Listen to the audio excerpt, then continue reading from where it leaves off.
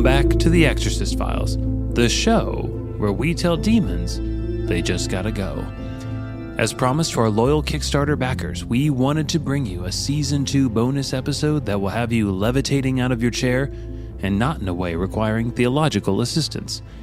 Today we take a plunge into the incredible story of the exorcism of Anneliese Michel, or as some of you might know it, the last exorcism of Emily Rose, popularized in the hit film by Scott Derrickson. The case chronicles a young girl's battle against a series of bizarre manifestations and symptoms, and a lengthy series of intense exorcisms that unfortunately did not have the desired effect.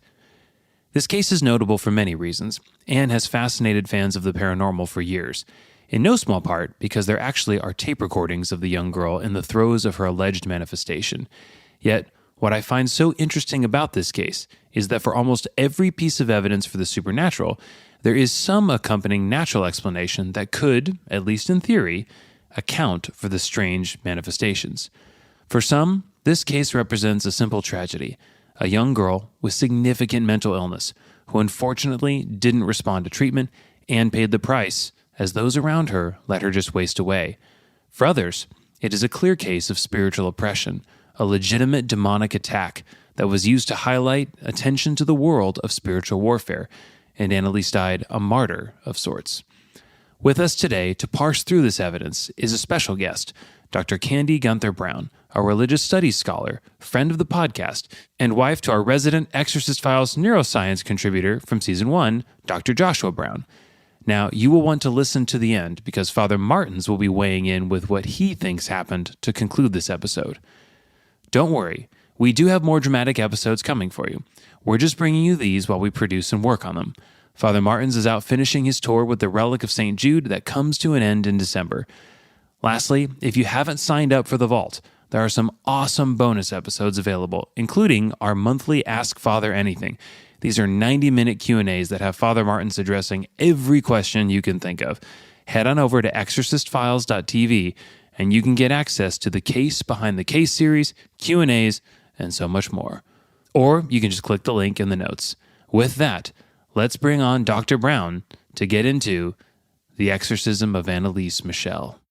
My name is Candy Gunther Brown. I am a professor of religious studies at Indiana University.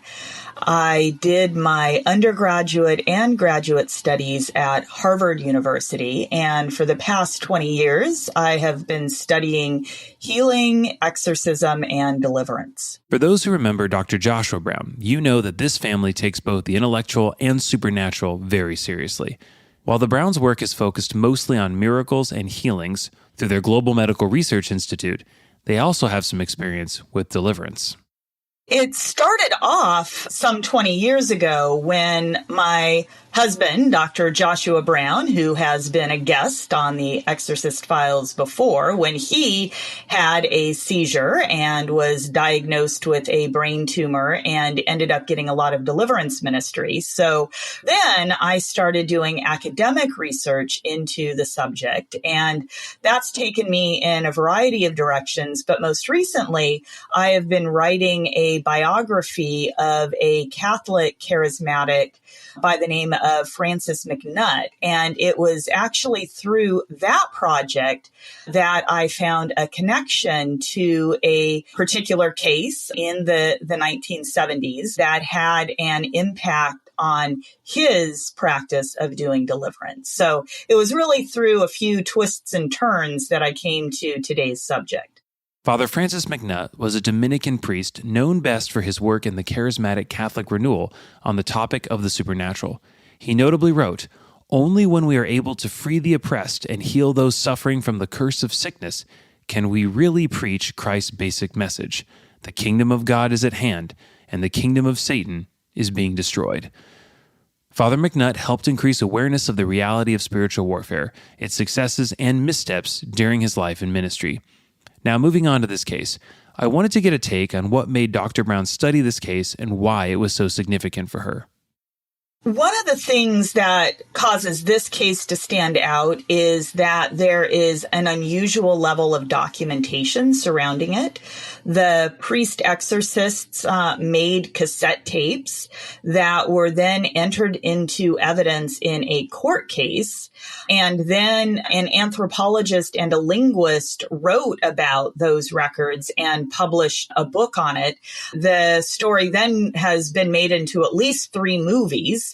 But partly what catches people's attention is that she died in the course of the exorcism. And so this raises all kinds of questions about, was this a success? Was it a failure? Was this actually a case of demonic possession, or was this a case of medical and psychiatric problems? This is one of the most highly publicized modern exorcisms. There was a 23-year-old woman by the name of Anneliese Michel in the German state of Bavaria who had been undergoing a series of exorcisms over a 10-month period.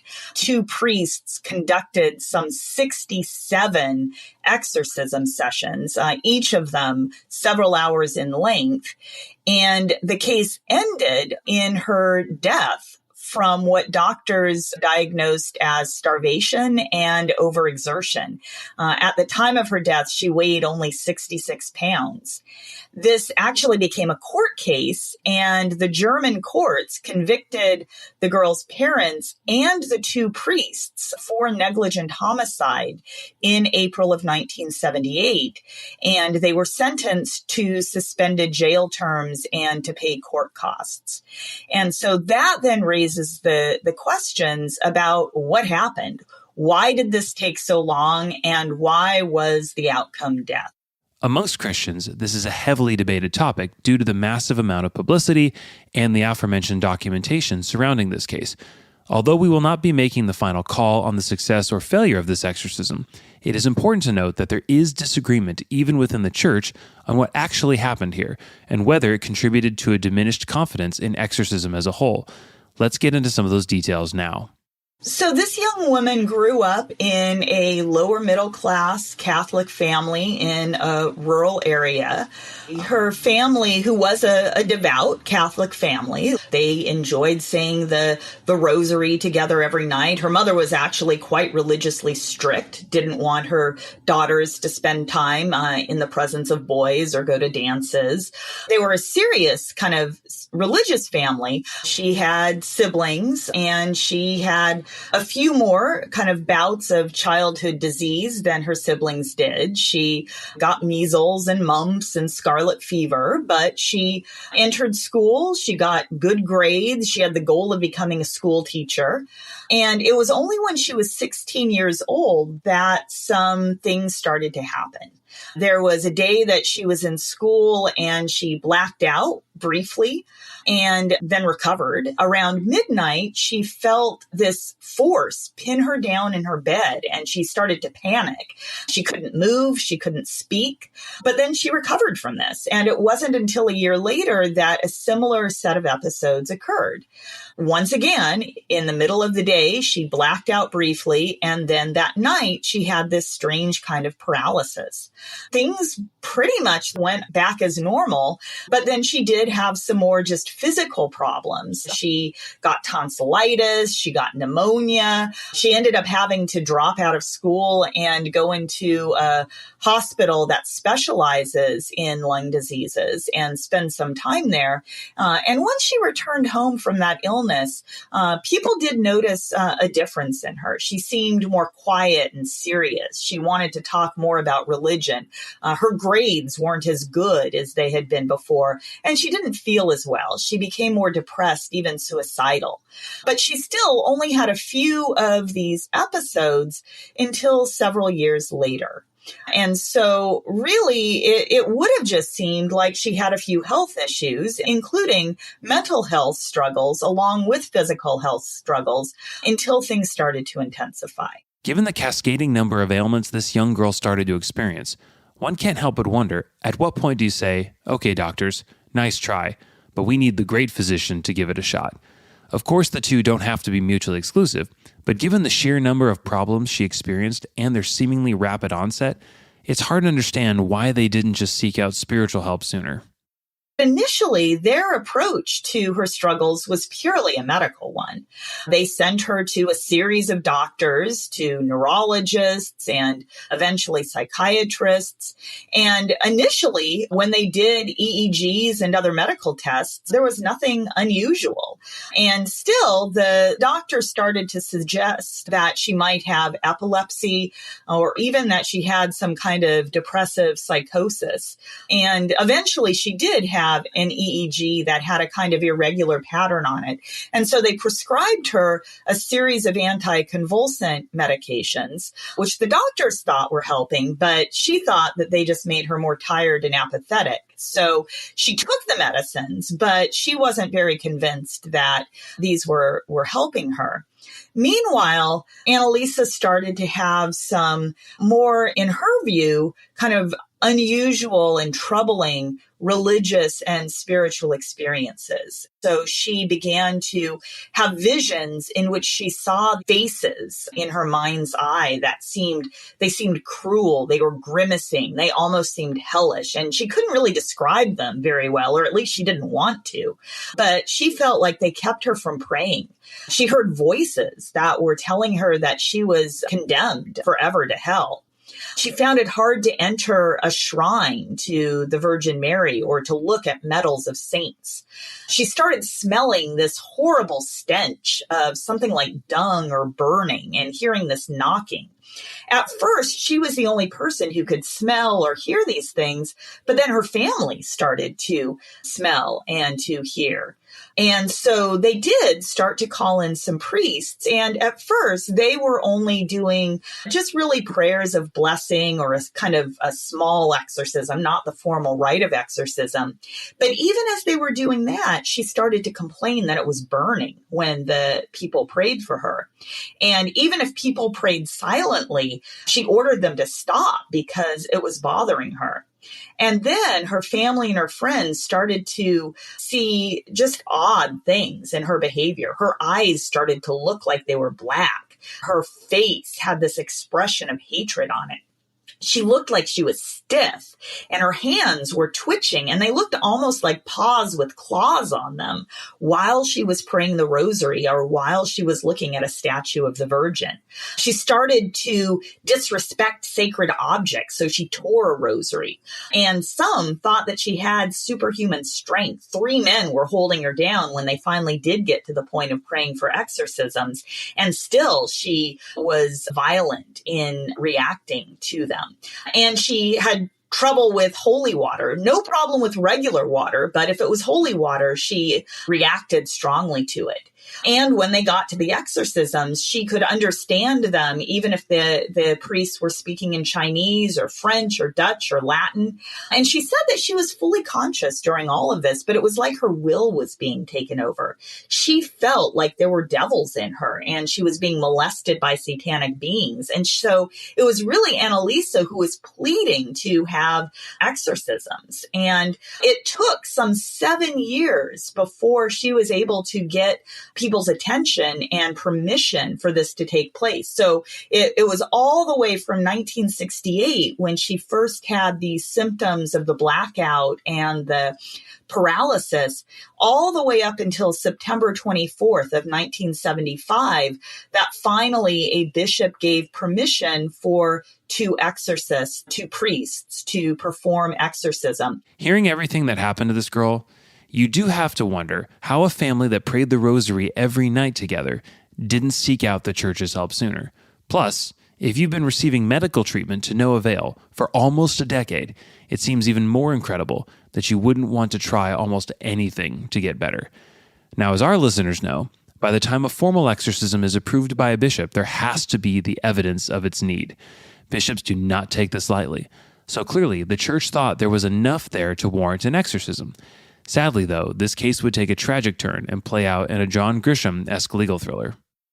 As soon as she died, her father tried to get a death certificate. But when a medical examiner came, he wasn't able to attest that she had died of natural causes. She looked terrible. She had bruises all over. She was extremely thin. And so they did an autopsy.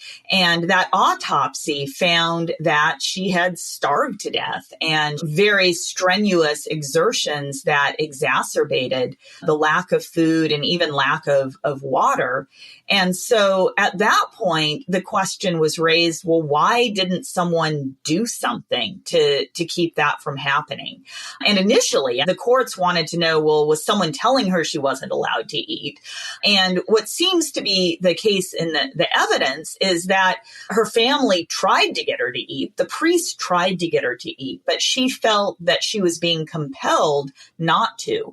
And as late as the day before her death, she refused to have a medical doctor come in. So as late as June the 30th, with her dying on July the 1st, she refused medical care. But then the question was she mentally and medically competent to refuse medical treatment?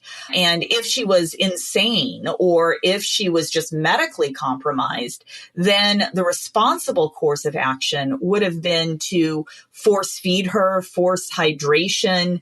Doctors suggested some kind of just forcible intervention might have been in order. Maybe even electric shock therapy wouldn't have been ruled out. And so that's why the finding of the court was that this was negligent homicide. The responsibility of her parents and the priests was to notice that she was wasting down to nothing, 66 pounds, and yet they did nothing to stop that. The courts even had the two priests analyzed psychiatrically, and they found that one of them thought had a kind of psychosis himself based on his reports of having religious experiences quite parallel to Anneliese's. But they weren't sure that he wasn't schizophrenic.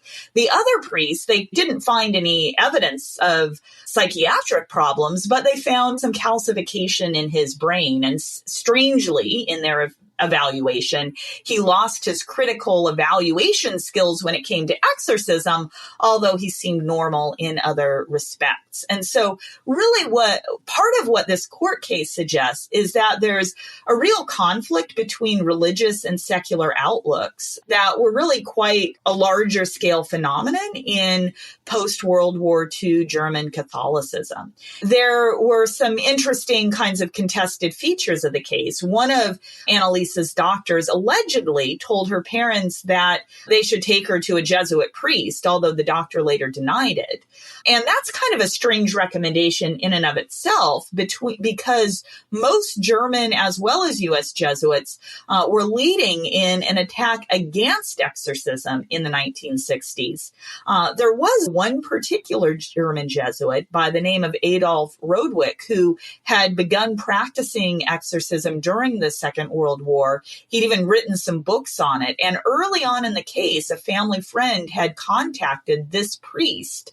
He wasn't able to take on the case himself. He referred it out to two other priests, but he did come and visit Anneliese at one point, and it was his diagnosis that she was possessed.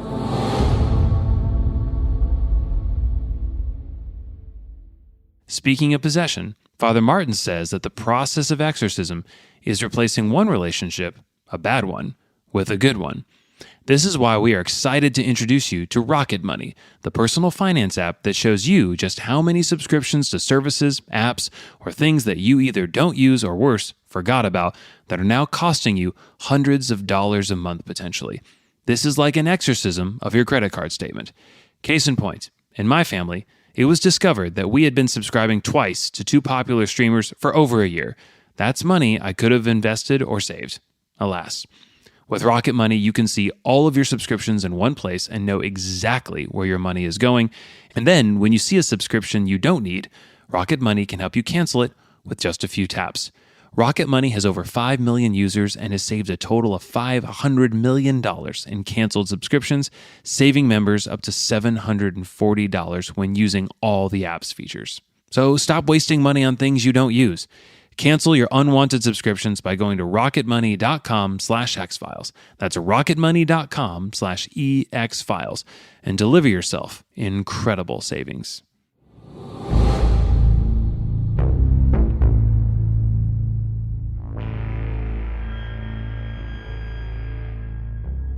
Importantly, the evidence for Anneliese's possession was attested to by more than just the Catholic Church. Her suffering was well documented by family and physicians.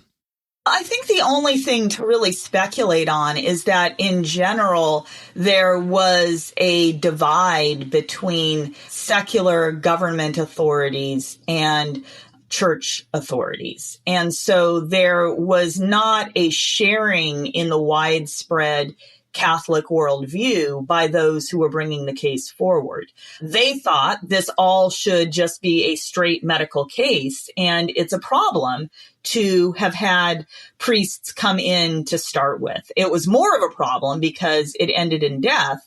There was an objection to even having an exorcist come in when what seemed obvious from one perspective would be that you need to have psychiatrists, you need to have medical doctors. And when you start talking about exorcism, that's just going to make everything worse by confirming delusional beliefs that there is a religious source. And so you can see public servants wanting to do a service to society to disabuse people of superstition and protect other people from dying unnecessarily because of these pre-modern religious superstitions. It's understandable that for the public servants trying this case, if they have no framework for spiritual warfare, then it would seem to be pretty clear that an exorcism is not only unhelpful, but potentially dangerous, as it would reinforce an already strange mental psychosis.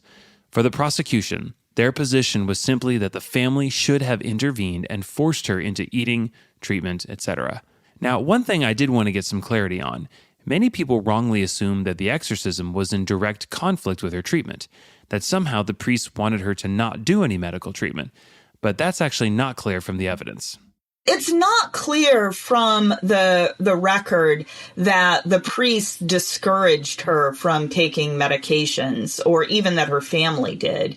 And they insisted, and even Anneliese insisted, that she was taking her medications pretty far into the exorcism treatments. And there's not really clear evidence I've seen that the priest or the family recommended against medication. It was just a matter of she didn't want it. She didn't want doctors called in. She was very afraid of being taken to a mental institution. And she didn't feel like the medicine was doing her any good. So the evidence I've seen suggests that really the only anti-medical person in this case was Anneliese herself, not her parents or the priests who are involved.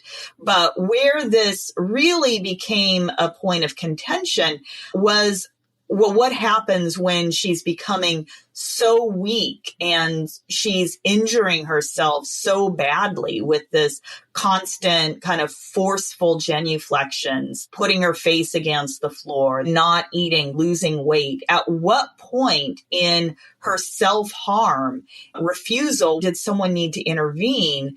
And maybe the medical personnel couldn't cure her, but they could prevent her death by at least forcing her to eat and by sedating her so that she wouldn't be able to continue to harm herself. And then at that point, they could arguably have resumed the religious treatments. But that is what they failed to do, is they did not intervene, albeit against her will. But that's the question. Was she competent medically or mentally to make that call to refuse medical care? The prosecution was arguing that the exorcism was making the religious delusions worse. She kind of produced a kind of psychosis by her own autosuggestion, right? So if she had temporal lobe epilepsy and that epilepsy caused hallucinations, but then those hallucinations really just kind of drove her to this kind of sense of reality that was out of touch with how other people perceived reality, then the exorcist just confirmed those out of touch with reality attitudes. And that's what made things worse. And I think that does get us back to the larger issue that there was a divide between a kind of secular worldview that demons aren't real, exorcism isn't ever helpful, and the sense that at least in rare cases, there is possession, and the only way to address that is a religious one. In support of their claim, the defense was able to provide audio from their exorcism with Anneliese. These tapes contain audio of the alleged demons arguing with each other and the apparent torment that Anneliese suffered. These tapes are available online. Now, we get asked all the time in this show, why are there not more tapes, more evidence, etc.? We've addressed this. It's primarily a privacy issue, but this case illustrated a key component. Even if there were tapes, videos, etc., in today's age, would that be enough? If someone produced a tape, people would say it's probably doctored. If someone showed you an iPhone video of someone levitating, people might ask, how do I know that's not just VFX or some really crafty editing? It begs the question, what evidence would someone accept today? The priests did produce these tapes. And in fact, it wasn't just in the court of law. They played them on publicly until they were told they had to stop doing that, and including by the diocese. This is another aspect of this, is that after the trial, the church backed away from the priests. Initially, it was the church provided a defense attorney, and that's the attorney who ended up turning over materials to a scholar who wrote this all up. But then the bishop and the rest of the church really backed away. And even just weeks afterwards, the bishop issued a statement that at least downplayed the reality of a literal devil. He kind of argued, well, the point of the Bible's teaching on demons is that God is more powerful than evil. And he was worried about statements made about the devil that seemed to be him false. They contradicted the whole spirit of the New Testament and the ecclesiastical tradition. He said that he was never going to authorize another exorcism, at least without a physician present all the way through it. And initially, the bishop was brought under charges himself. Those were dropped, but he was so troubled by this whole affair that the bishop resigned, and soon afterwards, he had a stroke and he died just a year later without ever regaining his own power of speech.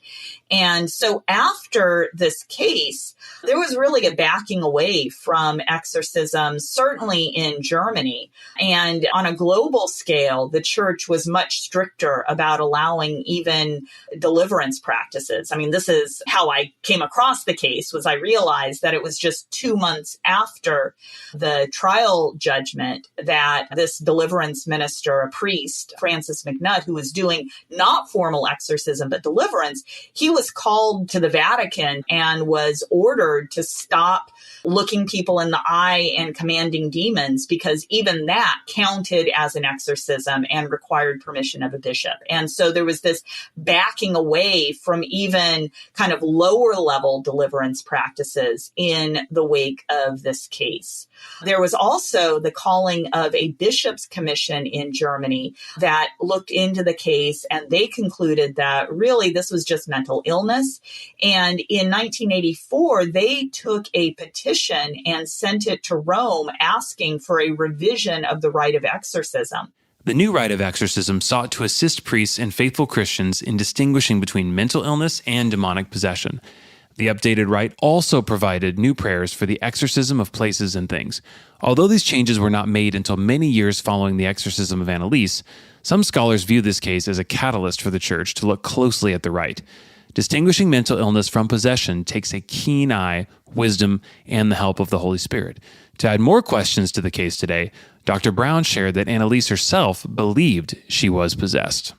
There were these 42 cassette tapes that were made during the actual exorcism events. And there were also diary entries and letters that Anneliese left and records of things written to her. So there's actually quite a lot of record of what was taking place at the time. And from her perspective, she was having these religiously troubling experiences. So she saw these terrible faces. She felt unable to pray. She heard condemning voices. She couldn't go to a shrine. She couldn't look at medals of saints. She smelled this horrible scent. She heard these knockings. She felt tormented, like this burning sensation when people would pray for her. So that's her perspective. But this wasn't just her perspective. Other people also saw these behaviors that were just quite troubling and uncharacteristic. She starts speaking obscenities. Her eyes look black. Her hands look like they're curled into claws. She's stronger than she should have been based on what they knew of her previously. She reacted violently to holy water. Somehow she understood other languages. She did study some Latin in school, but she didn't study Chinese. So there were things that other people observed about her. And then there's also what happened when the priests were conducting the exorcisms. There were these long conversations that took place between the priests. Their perception was that there were these demons who identified themselves by name and who provided explanations of what took place. There were 6 demons identified. They were named Lucifer, Judas, who betrayed Christ, Nero, who slaughtered Christians, Hitler, whose own rise to power had been in that very area of Bavaria, Cain, who killed his brother way back in the beginning of history, and then a priest by the name of Fleischmann who had fallen into all kinds of sins. And these demons claimed that she had not been born yet when there was a neighbor woman envious of her mother who had cursed her. And that was the explanation for what took place. And so the rite of exorcism says that the priest should ask certain questions of the demons, including what their name is and how they got in and when they were going to leave. In practice, the priests had a lot more extensive conversations, and some of the content of those seemed to exceed what she would have known. The priest had made mention of this Fleischmann, so that wasn't entirely unexplainable how she would have heard of him. But the priest didn't go into the details that she disclosed about this priest. She might have studied something about Nero in her schooling, but she was able to have some quite extensive conversations in the voices and in the characters of these figures. And there were just a lot of screams and obscenities that she was, again, very uncharacteristically uttering in the course of these exorcisms. She seemed really, really troubled. And so every time the priest would start the exorcism, these violent kinds of reactions would take place. But then she would have lucid moments in between the exorcisms, which again also suggested to them that there was something more than mental illness going on here.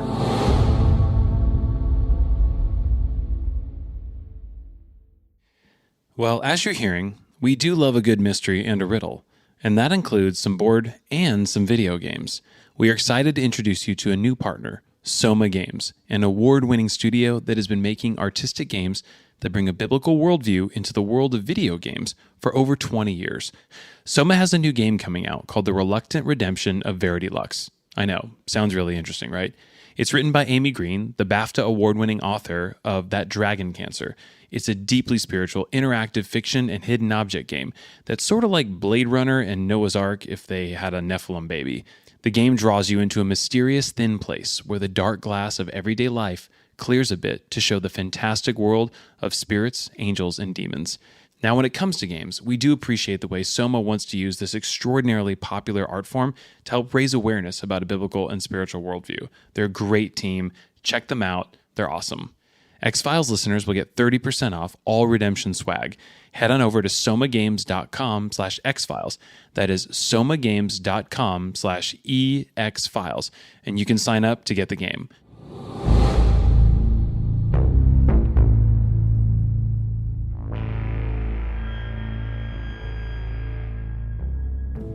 In addition to the mental illness and the physical health effects, there were some strange injuries and marks that appeared on Anneliese, which begged the question of whether she was intentionally hurting herself. These marks, along with some alleged apparitions, help cement the religious significance of this case. Another kind of phenomenon that was observed was she had these oval wounds that appeared on her feet and then later some wounds on her hands that people around her and she herself interpreted as stigmata. She claimed that this wasn't a place where she had been injuring herself. And then after her death, there were other people who reported that they were being possessed by her and they heard kind of post-mortem messages that they should exhume her body and it would be undecayed. And so the family did request that her body be dug up on the grounds that they were so rushed that they put it into an inexpensive coffin and they wanted to have a new coffin. And so they thought that they were going to be able to examine her body when they transferred it. As it turned out, the authorities wouldn't allow them to. The priests claimed that they weren't allowed in either. So there's not really clear evidence in terms of non-secular eyewitnesses as to whether the body was decayed. But then there were also some other kind of claims during the exorcisms that weren't just that she was hearing from demons or she somehow could respond to priests when they spoke in these other languages, but she claimed that she was getting messages from the Virgin Mary and that Jesus was appearing to her, that this local woman who had been venerated for her holiness by the name of Barbara Weigand appeared to her, that there were other departed spirits that appeared. And so she started to claim, and she admitted she wasn't entirely sure whether these were demons or whether it was really the Virgin, but she started hearing messages that really the explanation of this possession wasn't that she had done anything, but that it was a penance possession or a kind of even demonic martyrdom.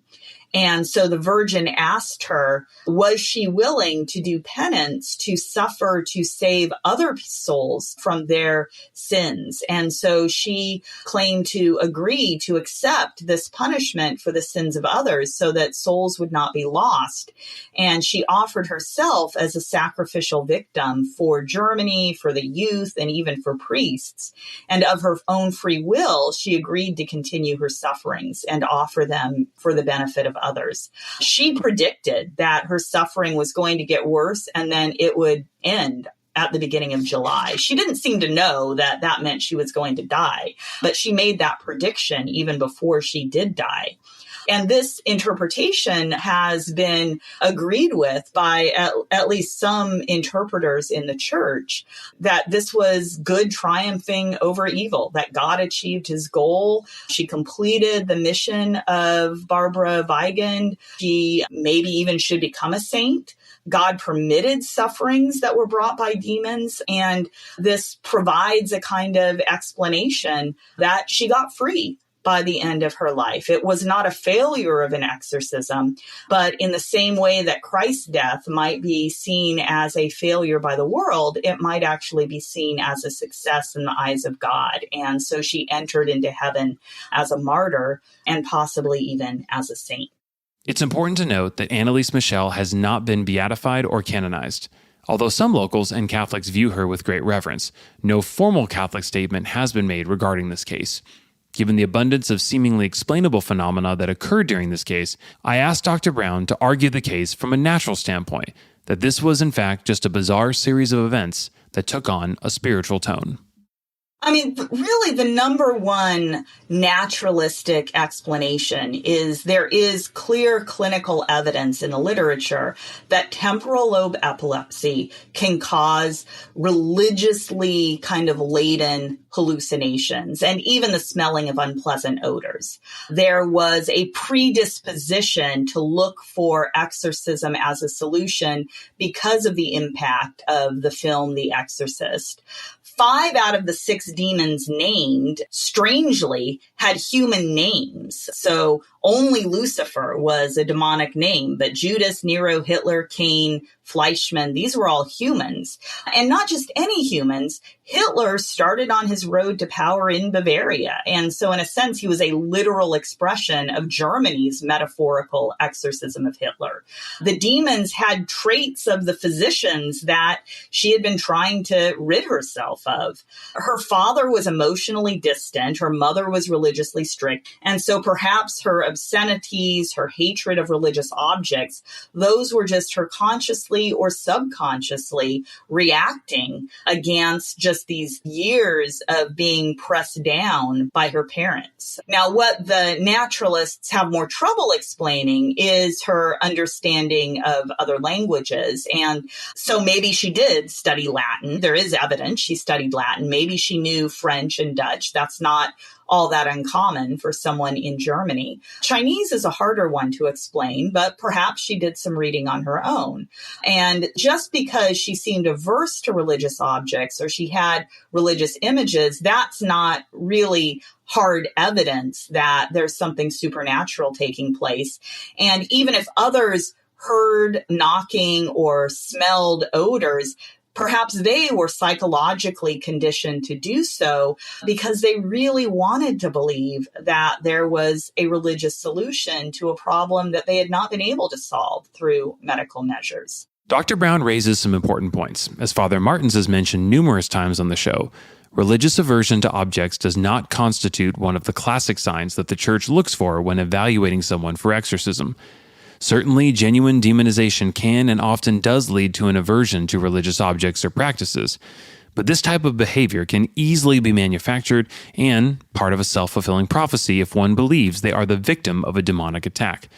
As Dr. Brown points out, we can't rule out that people often want it to be a spiritual issue. When medicine has failed, it's not hard to envision a victim or their loved ones in the throes of desperation, hoping that the cause might be demonic, so that healing becomes a matter of simply identifying the assailing spirit and removing it. It's very clear from the evidence that this is a young woman who had health problems. She had physical, biological health problems from the time she was a child.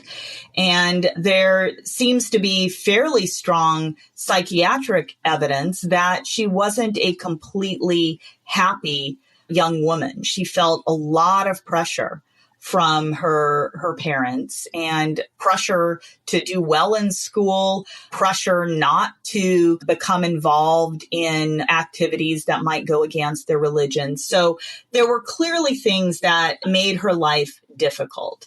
There also is that irregular EEG reading that would be grounds for some kind of medication. And blacking out in the middle of the day and then having an experience after that, it's plausible that these were seizures. But it is complicated because there is often a tendency, and I think this sometimes happens in both the medical and the religious world, to treat things as all or nothing. A case is either medical or it's demonic. One might argue that there are multiple things going on and multiple treatments can be in order. So if a physical problem has a spiritual cause, it may be helpful to use physical methods as well as spiritual methods to treat the problem. If Anneliese had epileptic seizures, there's a real question. Did demons cause the epilepsy? Did epilepsy cause religious delusions? Is there some combination of those two? If she was mentally ill, was she thinking that she was demonized because she was mentally ill, or was she more easily demonized because she was mentally ill? And in this sense, you might think of demons as bacteria that feed on open wounds. And so it seems plausible to me that she had physical problems. The cause may have been demonic, but there still could be a reason to have medical help, but then also spiritual help. It's striking to me that the first sign of trouble was in 1968. And so on the one hand, you can argue this, they did everything they could medically before they took a religious course of action. But one might actually argue that there should have been more of a religious course of action taken sooner before she just got much worse. So maybe deliverance was in order before there was need for a full-on exorcism, and more could have been done in terms of praying for her early on. I think sometimes it can be very easy to try and rationalize an outcome rather than entertain a possibility that something was missed or something was done wrong. There's different approaches of dealing with both deliverance and of exorcism. Even according to the rite of exorcism, the priest went far beyond the kinds of asking of questions that was prescribed. It doesn't seem that they did a lot of binding the demons and talking to Anneliese. They did a lot of provoking the demons and had very long conversations, some of which ended up being kind of joking, kind of jovial conversations with the demons, rather than just very kind of serious issuing of very short questions and very stern demands. I've looked through the trial documents and the kind of collection of the evidence that was put together by the linguist and the anthropologist Felicitas Goodman. It seems one might actually point to a number of things that could have been open doors in this case. I wasn't there, but these things kind of stood out to me in looking at the record. So the demons claimed, or these voices claiming to be demons claimed, that there was a curse by a jealous neighbor. And so it's not clear to me how much was done by the priests to break the curse and the permission for that curse. There is evidence in the record that Anneliese's mother had a premarital affair that led to the birth of Anneliese's older sibling, who then died in early childhood. And so that could, from a religious kind of framework, be a generational sin to break off. There's evidence that Anneliese had a boyfriend, Peter, with whom she tried to have a sexual relationship. She struggled with it, but she tried. And so that could be an open door of a sexual relationship outside of the context of marriage. It's not clear that there was any breaking of soul ties from either the mother's affair or from Anneliese's. It's not clear that the priest led her to forgive her father for emotional distance, or forgive her mother for being controlling, or forgive her doctors, who bothered her a lot in this, for not believing her. And it's not clear that they led her in any repenting of occult activities, which were actually quite common in German folk Catholicism. And what really stood out to me in looking at the evidence is that one of the two priests, this was Father Ernst Alt, admitted to being very interested in parapsychology and study of the occult. He claimed to be great at dowsing, or using what might be argued as occult means to find hidden water sources. He was interested in extrasensory perception.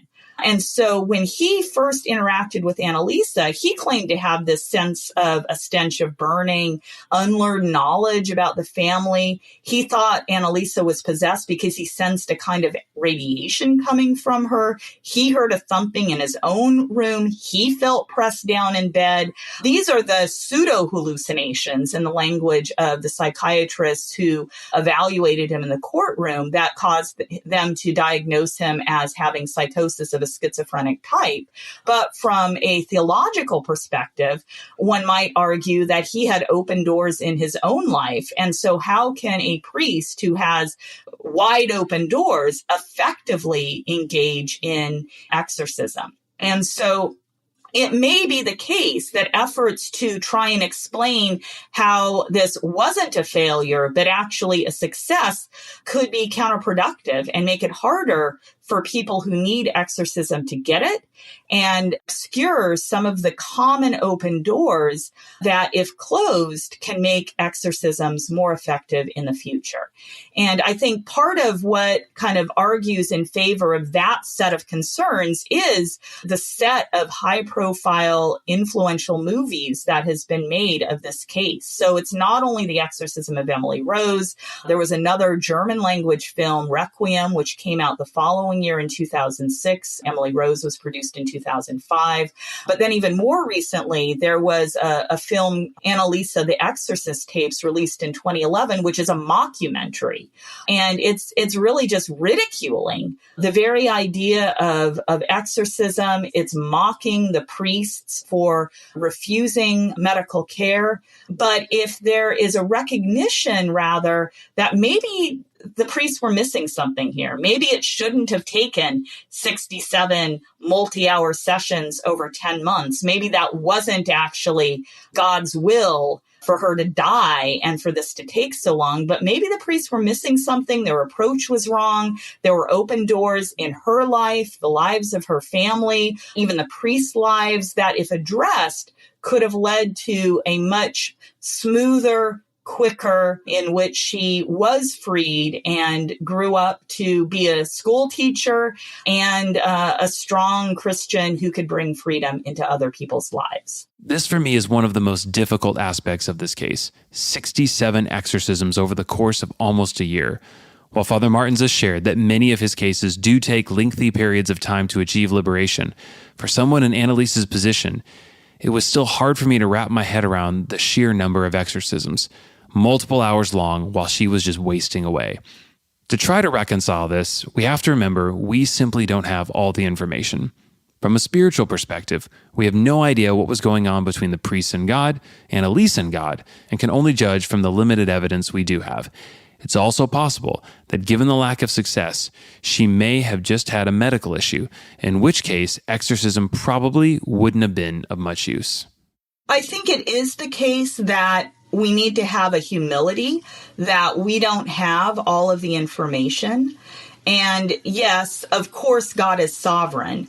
But this is where I want to, for just a moment, put on my hat as someone who has personally had ministry for deliverance in my life, in my husband's life. I've been ministering deliverance for 2 decades. I've seen people healed. I've seen people die. I've seen people set free from demonization. I've seen them not set free. I think it can be very comforting to say at the end of the day, I don't know. There was information I'll never know. God is sovereign. But I actually want to resist that explanation, at least for a moment here, to say sometimes the answer to why someone dies, whether it is from a physical condition or in this case from starving to death through a religious kind of exorcism that didn't kind of lead to her at least being freed, obviously. I don't know that the answer is that this was God's sovereign will. I think it's important to entertain the possibility that the priests missed it. Their approach wasn't the best one. They missed open doors.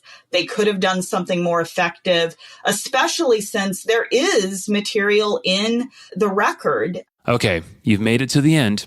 Now let's hear Father Martin's take on what he thinks really happened. Hey friends, Father Carlos Martins here. I wanted to give you my 2 cents on the case of Anneliese Michel, which is a tragic case of a young woman dying in a tragic manner. Still, the circumstances of her life and death make her case compelling and interesting. For that reason, there have been at least 3 feature films about her possession that have been produced. Do I believe that Anneliese Michel was diabolically possessed? Absolutely. Yes. I believe it based on the testimony offered by the exorcist priests, by her family members, and her closest friends. Nevertheless, I will say from the outset, the family and the priests should have stopped the exorcisms and subjected Anneliese to force feeding to avert starvation. The fact that Anneliese weighed only 66 pounds at her death is alarming. Refusing to have her force-fed was a failure on the part of her family and the ministering priests. The doctors who treated Anneliese believed her symptoms to be caused by an illness. Medical doctors and psychologists investigate medically testable conditions. But it must be stated that these tests they administer cannot reveal whether someone is possessed. This is not a criticism, but merely a fact. It is outside the competence of physicians and psychologists to diagnose possession. What test could there be for that? All they can do as physicians and psychologists is diagnose a medical illness and then judge whether the symptoms that some believe are diabolical possession can be produced by that illness. The doctors who treated Anneliese administered a battery of tests, including 7 electroencephalograms, or EEGs. An EEG measures electrical activity in the brain, and it's one of the main tests used to diagnose epilepsy, brain tumors, stroke, and brain inflammation. Anneliese's first 5 EEGs revealed nothing abnormal. The 6th did. It showed irregular patterns in the brain's left temporal area. And this is significant because some persons with temporal lobe epilepsy experience religiously themed hallucinations and the sensation of smelling unpleasant odors. Many doctors concluded that Anneliese Michel's possession symptoms were only that, symptoms of temporal lobe epilepsy. They were 100% wrong.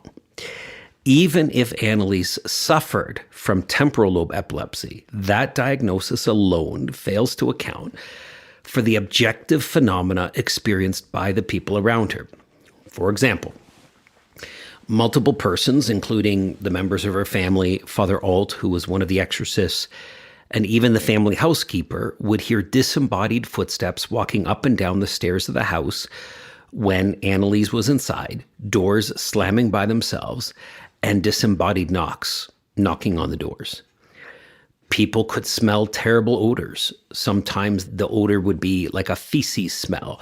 At other times, just a different grotesque smell. And it would envelop the entire dwelling. It would fill the whole house. But it would occur even when she wasn't in the house. For example, she and her father at one time rode with a busload of pilgrims to visit a shrine in San Damiano, and she exuded such a foul odor, and the odor came from her, that everyone on the bus smelled, right? It enveloped the entire vehicle. And so in sum, Anneliese repeatedly manifested at least 2 of the 3 classic signs of diabolical possession, right? So she demonstrated over and over again occult knowledge. Thea Hein, one of her closest friends, often prayed for Anneliese, and Anneliese could tell her the exact time and place that she would be mentioned in Thea's prayers. 2 other friends, Maria and Anna, reported the same. When they were talking to her on one occasion, she suddenly told them to stop praying, even though neither one of them was praying out loud. One of the exorcists, Father Alt, visited Anneliese and prayed a rosary with her during his visit. And at one point during the rosary, he prayed the exorcism prayers of the ritual, but silently to himself. Anneliese shot up as if to defend herself and ripped up her rosary. She once predicted the visit of a priest when no one knew he would do so. Anneliese demonstrated a knowledge of languages in which she had no training. One of the exorcists, Father Renz, read the Latin prayers of exorcism from his ritual. On one occasion, he prayed them freely without using his book. He prayed them from memory. Anneliese immediately pointed out an error he made in his Latin and said that his Latin was poor. She also responded immediately when questions were posed to her in Dutch and Chinese, responding in both of those languages. Now, there was another sign, and that is one reported by her boyfriend, Peter, that which is sometimes called possessed gravity. Peter, one time, could not pick her up from a church pew, even though he exerted all his strength in doing so. It was as if all of a sudden Anneliese weighed over 1,000 pounds. So temporal lobe epilepsy, even if Anneliese had that, which it appears she did, that was a medically diagnosed condition, but it cannot explain these external manifestations. And the only way that Anneliese, in my opinion, could not be possessed is if all of these people in her life lied about these things they said they saw. But that would mean that both her parents, all of her siblings, her boyfriend Peter, her best friends, and the exorcist priests were all lying or were terribly mistaken about what they observed. And that, friends, just is not rational. Every one of these persons to this day, or at least to his or her dying day, if the person in question is already deceased, kept the same story until the end. And Anneliese, until the day she died, was clear thinking and made clear judgments. 4 weeks before her death, for example, she even completed and turned in her thesis. So this was not a person who was disconnected from reality. One of the other criticisms sometimes made by people against Anneliese being possessed is the fact that 5 out of the 6 demons had human names. This establishes nothing. Demons can identify themselves by any name they want at any given time. There is no rule that they have to use a particular name. Secondly, it's widely experienced by exorcists, myself included, that damned human souls can accompany a demon in possession. In other words, her possession was both by demons and damned human souls who happened to be attached to those demons. So none of that presents a criticism, theological or otherwise, against the fact that she was possessed. Anneliese's case is a tragic case, and it is interesting. It's interesting from many perspectives. I will say that I am highly critical of the manner in which the priests approached the demons in letting them talk about esoteric things that were outside the scope of her possession and outside the effort to deliver her. I never, ever allow a demon to flap his gums to talk about this or that other thing.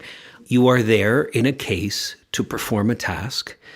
You ought never to allow the demon to have a microphone to make declarations about anything else other than how and when he is going to be delivered from his victim.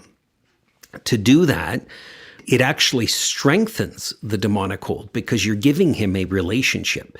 If you're letting him speak, then you're giving him the right to be there. None of us want that. And the fact that these priests did it, I don't think they did it intentionally. I think it was just a poor training that they had and just a lack of a wherewithal. But I think the case went on much longer than what it needed to, given the fact that they just allowed the demons to have a microphone. So those are my thoughts on the tragic case of Anneliese Michel.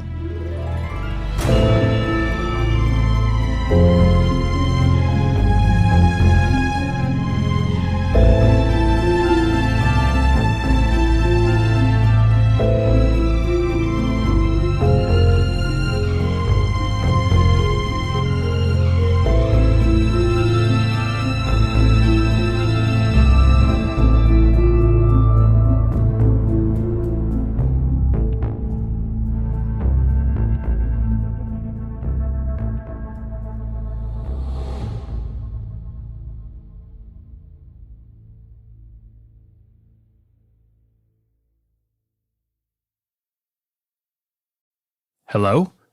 Wow, you're still here. You must really love this show. I will say you have excellent taste in podcasts, which is why, should you be craving a few more dad jokes and some great conversations, you should head on over to the Ryan Bethea Show and check out my interviews with some incredible guests like John O'Hurley, who played Mr. Peterman on Seinfeld, Kathy Lee Gifford, PGA legend Bubba Watson, Ghostbuster Ernie Hudson, best-selling author Andy Weir of The Martian, and many more. About 2 years ago, we bought an airport shuttle bus, turned it into a campfire setting, and actually drove this thing across the country in this fully mobile studio to interview some absolute legends. All those talks are online. We don't just ask them normal questions. We go really deep, and we find key moments in their journey to help figure out their best lessons. All the episodes are evergreen, and they're really fun. So check out the Ryan Bethea Show wherever you get your podcasts.